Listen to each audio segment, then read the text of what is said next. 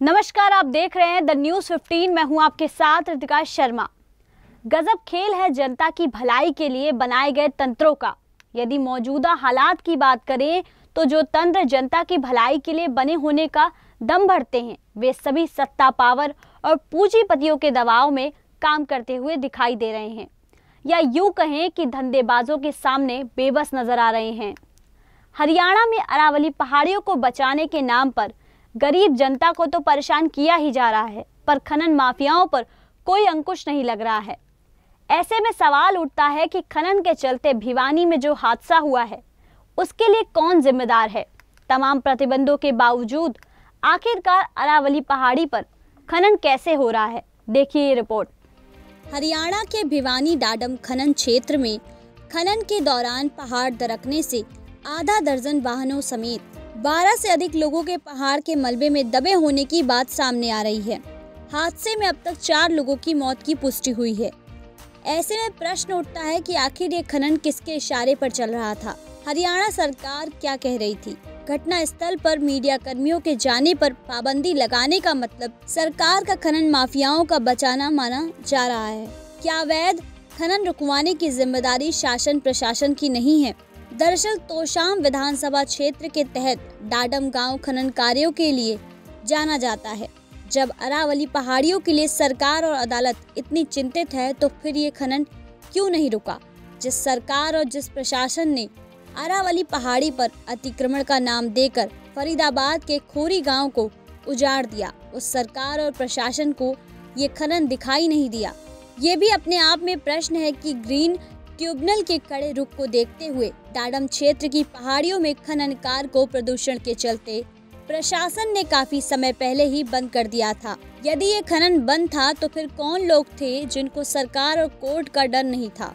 अभी तक किसी की गिरफ्तारी क्यों नहीं की गई है? बताया जा रहा है कि क्रेशर प्लांट दोबारा शुरू होने की उम्मीद में यहाँ खनन गतिविधियाँ शुरू हो गई थी। जब अरावली पहाड़ियों को अतिक्रमण मुक्त किया जा रहा था तो फिर खनन क्यों नहीं रुक पा रहा है?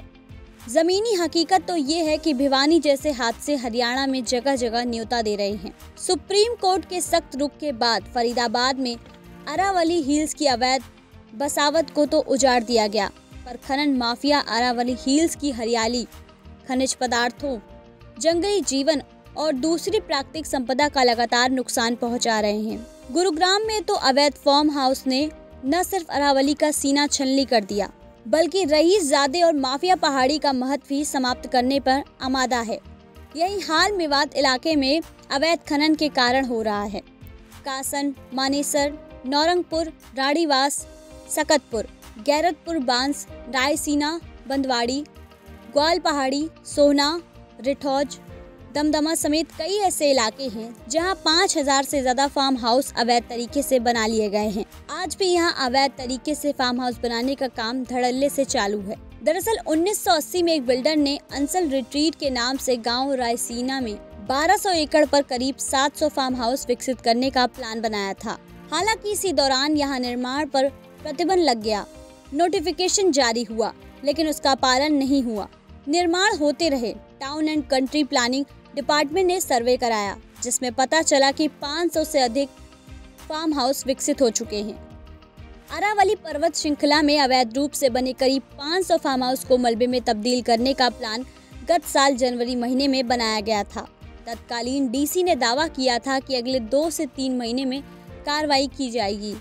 पर्यावरण प्रेमियों की माने तो दिल्ली एनसीआर के लिए अरावली एक बड़ी लाइफलाइन है और इसे बचाना बेहद जरूरी है। सुप्रीम कोर्ट और एनजीटी ने कई बार इस अरावली को बचाने के लिए आदेश दिए हैं। जिस तरह से दिल्ली एनसीआर में जनसंख्या बढ़ रही है और मल्टी स्टोरी इमारतें बन रही हैं, उस लिहाज से अरावली को बचाना बेहद जरूरी है ताकि मानव जीवन बच सके, क्योंकि अरावली ही एक ऐसी श्रृंखला है जहां साफ हवा और पानी मिल सकती है। क्योंकि हर साल देखते हैं कि दिल्ली एनसीआर में किस कदर हवा जहरीली होती है और ऑफिस स्कूल तक बंद करने पड़ते हैं। अरावली की पहाड़ियों में खतरनाक जंगली जानवर रहते हैं, जिनमें तेंदुआ, लकड़बग्घा, गीदड़ जैसे जानवर अक्सर यहाँ देखे जाते हैं। लेकिन जैसे जैसे अरावली की पहाड़ियों में खनन कर बड़े बड़े फार्म हाउस बन रहे हैं, वैसे वैसे ही अब जंगली जानवर या तो पहाड़ों से नीचे आकर सड़क पर वाहनों का शिकार हो जाते हैं।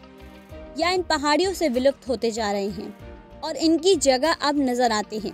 दरअसल गुजरात, राजस्थान, दिल्ली और हरियाणा तक फैली अरावली की पहाड़ियां एक संवेदनशील पारिस्थितिक क्षेत्र में आती हैं। दुनिया की सबसे पुरानी पर्वत श्रृंखलाओं में से एक माना जाने वाला ये क्षेत्र खनिजों के मामले में काफी समृद्ध है, जिसने इसे खनन का एक प्रमुख क्षेत्र बना दिया है। ग्राउंड वाटर रिचार्ज के लिहाज से ये सीमावर्ती काफी अहम है और इसे प्रदूषण प्रभावित दिल्ली एनसीआर का ग्रीन लंग तक कहा जाता है। इसे पश्चिमी रेगिस्तान के उत्तर प्रदेश में गंगा के किनारे बसे अनाज का कटोरा कहे जाने वाले क्षेत्रों तक पहुंचने में आखिर अवरोध भी माना जाता है। ये भी अपने आप में दिलचस्प है कि सुप्रीम कोर्ट की तरफ से पिछले कुछ वर्षों में पारित आदेशों के तहत यहाँ खनन पर तो रोक लगी हुई है, लेकिन अवैध अतिक्रमण और निर्माण के साथ गैर कानूनी तरीके से खनन लगातार यहाँ के लिए एक बड़ा संकट बना हुआ है। इस पर्वत श्रृंखला के अत्यधिक दोहन ने स्थानीय पारिस्थितिक परिवर्तनों को लेकर चिंता बढ़ा दी है। खोरी गांव अरावली पहाड़ियों के बीच स्थित था, जहां कभी एक खदान होती थी। कोर्ट के आदेश पर 2009 में फरीदाबाद, गुरुग्राम और मेवात की अरावली पहाड़ी क्षेत्रों में भी सभी खनन गतिविधियों पर रोक लग गई थी। खोरी में बस्तियां बसने की शुरुआत 1990 के दशक में हुई। शुरू में यहाँ खदान श्रमिक रहते थे, लेकिन बाद में और लोगों के आने से इसका दायरा बढ़ गया था। देश और दुनिया की बाकी तमाम खबरों के लिए देखते रहे द न्यूज़ 15। नमस्कार।